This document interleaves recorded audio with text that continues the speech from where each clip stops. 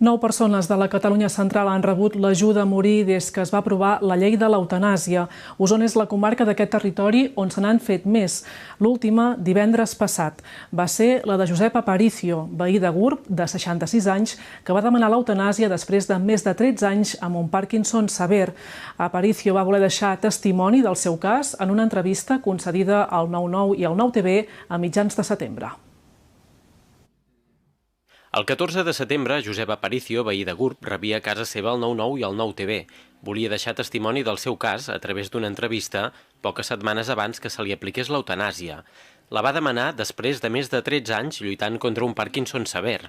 La primera visita al metge per sol·licitar l'eutanàsia va ser a mitjans de juliol al CAP Vic Nord i el 23 de setembre la Comissió de Garanties va emetre la resolució favorable. Aparicio, professor a diversos instituts d'Osona i a l'Escola d'Adults, va morir divendres passat a l'Hospital Universitari de Vic als 66 anys. En els últims mesos, el Parkinson li havia agreujat la dependència. Els 5 primers anys és magnífic, s'està molt bé. Sí, inclús físicament jo estava molt bé, anava en bicicleta per tot arreu, però després ell mateix, el metge m'ho va dir, de 10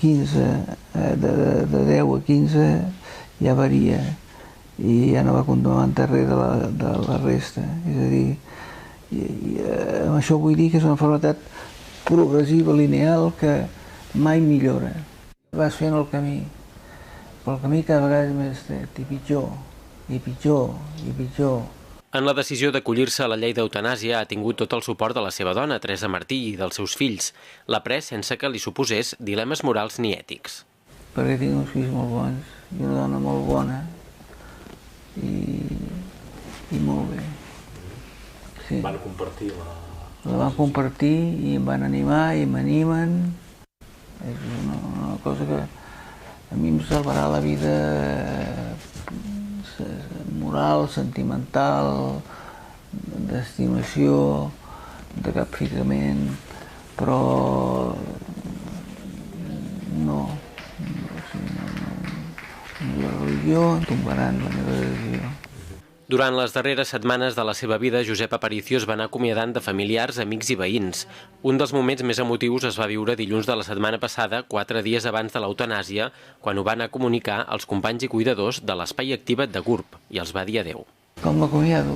L'habitual és una abraçada, hi ha una intensitat, que abans no hi era, i ploren. O sigui, el 70 o 90% per no dir el 100% de persones que em coneixen o saben que sóc l'Aparicio, aquell que té el Parkinson, doncs és absolutament afectuosa, sincera i emotiva. Des que va entrar en vigor la llei d'eutanàsia, el juny de 2021, més de 300 persones han rebut l'ajuda per morir a Catalunya.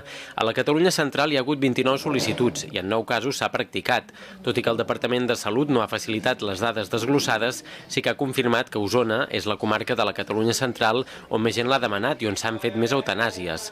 La llei estableix que per rebre-la cal estar capacitat i conscient, que la persona que la demana ho ha de fer de manera voluntària i que han de ser persones amb malalties greus o incurables o un patiment greu, crònic i impossibilitant.